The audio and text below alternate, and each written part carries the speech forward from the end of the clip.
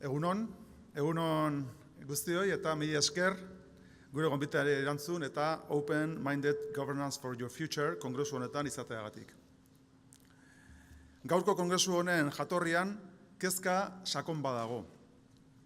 Zuetako askok, ziur asko, konpartitzen duzuen kezka bat. Herritarren eta erakunde publikoen arteko urruntzeak sortzen digun ezinegona. Sakonekoa den kezka, demokraziaren beraren oinarriei eragiten dielako. Azken urte hortan sortu eta handitu eginda. Izan ere, gure gizartearen eta herri erakundeen arteko etendura handitzen doa. Arrazoi askorengatik handitu ere. Oso gertuti sentitzen dugu urruntze hori ardura publikoak ditugunok. Etengabe interpelatzen gaituelako. Dela kalean, dela sare sozialetan, dela gure eguneroko kudeaketa eta jardunean. Gipuzkoan eta Euskadin, zorionez, aldentze hori ez da lubaki izatera iritsi. Udaletxeek, aldundiak eta Eusko Jaurlaritzak gainditu egiten dute herritarren azterketa, Euskal Erakunde Sisteman konfiantzarik baduten galde egiten zaienean.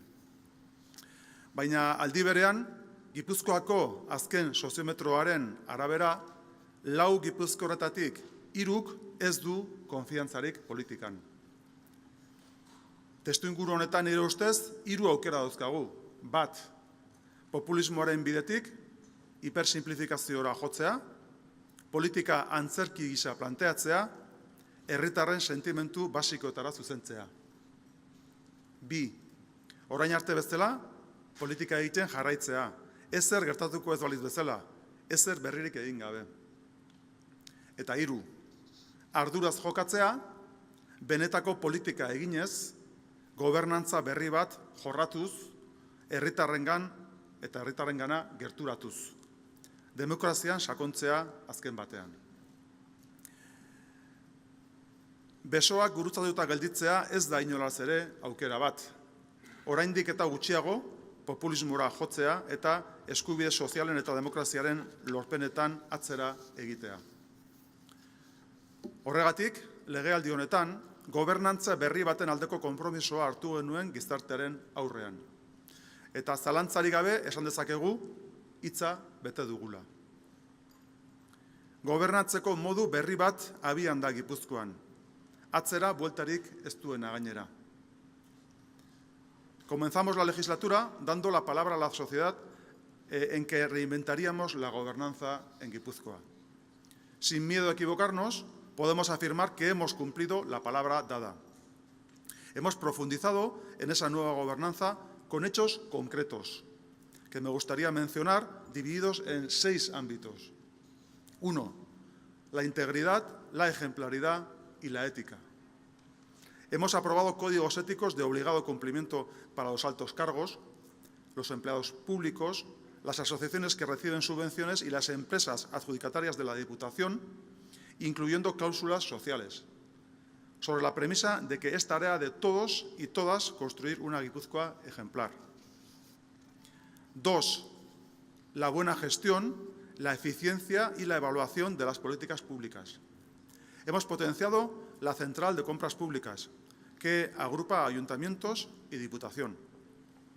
A principios de legislatura aprobamos una hoja de ruta plasmada en un plan de gestión, un plan que establece no solo los objetivos estratégicos, sino también mecanismos e indicadores concretos para que la ciudadanía pueda evaluar nuestra labor.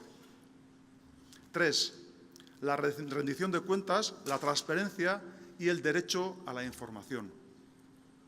Hemos adoptado compromisos valientes con una nueva norma foral de buen gobierno que establece por primera vez un régimen de sanciones por incumplimiento de obligaciones en materia de publicidad activa y de acceso a información pública aplicable a altos cargos. 4. La participación ciudadana. Una nueva norma foral posibilita que la ciudadanía y los distintos agentes de Guipúzcoa puedan profundizar en el diseño, ejecución y evaluación de las políticas forales, a través de mecanismos de participación directa, como procesos de deliberación participativa o consultas populares. Establece también la obligatoriedad legal de aprobar los presupuestos con procesos participativos, algo que ya llevamos haciendo 3 años. 5. La alineación del conjunto de las políticas de la Diputación con los Objetivos de Desarrollo Sostenible de la ONU.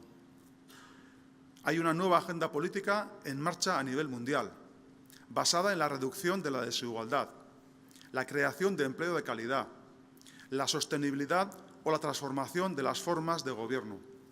Una agenda que nuestro territorio ha hecho suya y en la que está muy bien posicionada. 6. La co-creación de las políticas públicas. Con la puesta en marcha de la estrategia y la metodología, etorkizuna eraikiz. Sakoneko eraldatzea bizi du gaur egungo munduak. Ekonomiari eta gizarteari bete-betean eragiten diona. Desafio berriak etengabekoak dira testuinguru honetan. Gizartearen zahartzea, desberdinkeria, industriaren eraldatzea, gizarte egitura tradizionalen aldaketa eta abar, eta abar.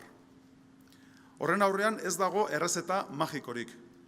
Epe ertain eta luzera begiratu eta testuinguru horretara egokituko diren politika publikoak behar ditugu, ezinbestekoa ditugu. Determinazio horretatik jaiotzen da zuzen ere etorkizuna eraikiz. Ez da soilik gizarteari entzuteko tresna edo estrategia bat. Lurraldeko desafio nagusiei gizartearekin elkarlanean erantzuteko proposamen eraldatzailea baizik.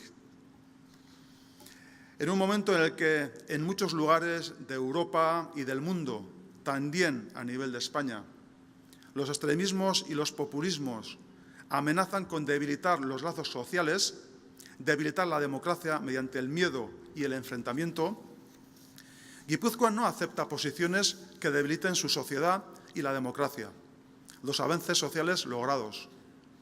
Guipúzcoa quiere una sociedad sólida y dinámica que no se deje contagiar por esas dinámicas destructivas. Precisamente por ello, estamos transitando hacia una Guipúzcoa más sólida, cohesionada, más democrática, más abierta y participativa. Gipuzkoak ez ditu onartzen gizartea eta demokrazia ahultzen duten jarrera populista eta muturrekoak. Gizarte sendoa eta dinamikoa nahi dugu Europa osoan gailentzen ari den populismoaren mamua uxatzeko. Horretarako, ezinbestekoa da erakundeon eta gizartearen arteko urruntasuna gainditzea. Eta hori gobernantza eredu berrien eskutik bakarrik lortuko dugu. Horregatik guztiagatik, ezinbesteko da gure inguruan eta mundu guztian garatutako esperientziak ezagutu eta gureak baita ere partekatzea. Hor kokatzen da kongresu hau hain justu. Beraz, mila esker guztioi bertan parte hartzeagatik.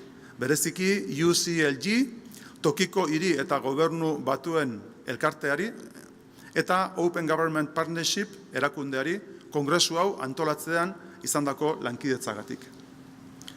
Adi jarraituko dugu hemen garatzen diren ideia, proposamen eta gogoetak. Benetan opa dizuet, kongresu hau aberasgarria izatea eta guztion artean gizarte demokratiko, parte hartzaile eta irekiagoak eraikitzen jarraituko dugula gobernantza formula berrietan sakonduz. Eskerrik asko.